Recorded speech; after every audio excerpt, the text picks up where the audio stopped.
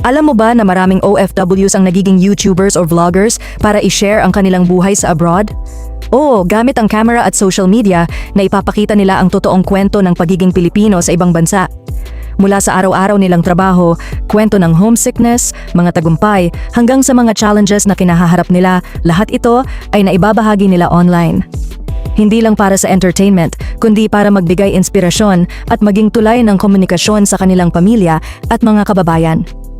May mga OFW vloggers na tumatak sa social media dahil sa kanilang honesty at tapang na ipakita ang reality ng buhay sa abroad. Kaya't marami rin ang nakakakuha ng suporta at komunidad mula sa kanilang mga viewers na nagiging parang extended family na rin. Kung gusto mong makita ang mga tunay na kwento ng OFWs sa ibang bansa, hanapin at i-follow ang mga OFW vloggers. At kung ikaw ay OFW at gusto mong mag-start ng vlog, go lang. I-share mo ang iyong kwento dahil mahalaga ang boses mo.